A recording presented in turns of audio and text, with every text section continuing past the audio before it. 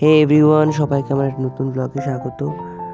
এখন যাবো একটু বাইরে, আর বাইরে খুবই ঠান্ডা পড়েছে, তাই সোয়েটার আর টুপিটা পরে নিচ্ছি। যেহেতু সন্ধে হয়েছে তাই ঠান্ডাটা একটু বেশি লাগছে।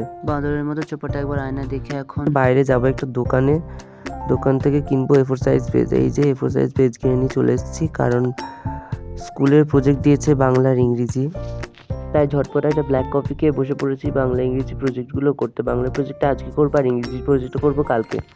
প্রায় 1-1.5 মাস পর আজকে ইংরেজি বইটা নিয়ে পড়তে বসেছি। কিছু জায়গা বুঝতে পারছিলাম না, তাই পাশে ইংরেজি সহায়িকা বইটা রেখেছি। कौन है ये लोग? कहाँ से आते हैं ये? এই যে এবার শত কষ্টের পরে ইংরেজি বইটা পড়া শুরু করেছি।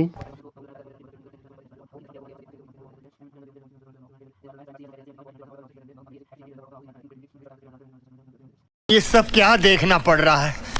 अच्छा है मैं अंधा हूँ।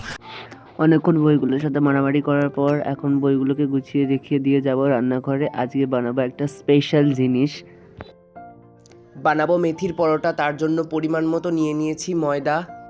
এবার ময়দাতে পরিমাণ মতো দেব লবণ, কাঁচা লঙ্কা কুচি, লঙ্কা গুঁড়ো, অল্প একটু আদা রসুন বাটা, কুচিয়ে রাখা ধনেপাতা, অল্প একটু জোয়ান। মেথির শাকগুলো ভালো করে ধুয়ে কেটে রেখেছিলাম, এবার এগুলো ময়দাতে দিয়ে দেব। সম্পূর্ণ মেথির শাকগুলো ময়দাতে দিয়ে দেওয়ার পরে এবার অল্প অল্প করে ময়দার সাথে সব ভালোভাবে মিশিয়ে নেব।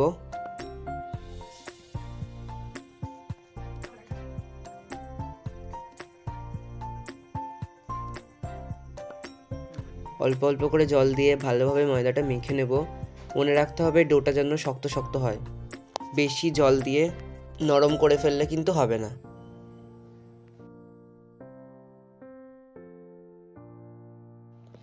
এই যে আমার ডোটা রেডি হয়ে গেছে, এবার এটাকে আধ ঘন্টার জন্য রেস্টে রেখে দেব। আধ ঘন্টা পর ময়দাটাকে আর একটু মেখে লেচি কেটে নিয়েছি। আমার এখানে লেচি কাটা হয়ে গেছে। এবার একটা লেচি নিয়ে উপর দিয়ে ময়দা ছড়িয়ে গোল পরোটা শেপ দিয়ে আস্তে আস্তে লেচিটাকে ভালোভাবে বেলে নেব।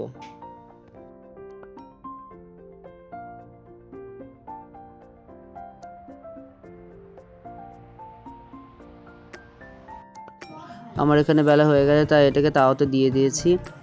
ভালো করে প্রথমে এপিট ওপিট সেঁকে নেব।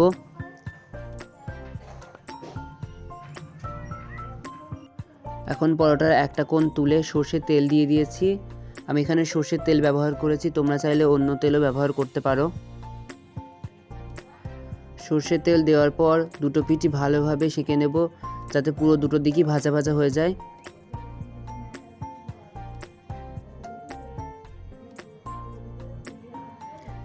পরোটা হয়ে গেছে তাই তাওয়া থেকে তুলে নিয়েছি। আসলে মেথি পরোটার সাথে দই আর বাদামের চাটনি বেশি ভালো লাগে। আমি এখানে সাথে দই নিয়েছি, আলাদা করে আর বাদামের চাটনি বানাইনি। চলো খেয়ে দেখি কেমন হয়েছে। দারুণ। এতক্ষণ ভিডিওটা দেখার জন্য ধন্যবাদ। ভিডিওটা ভালো লেগে থাকলে একটা লাইক, কমেন্ট আর শেয়ার করবে।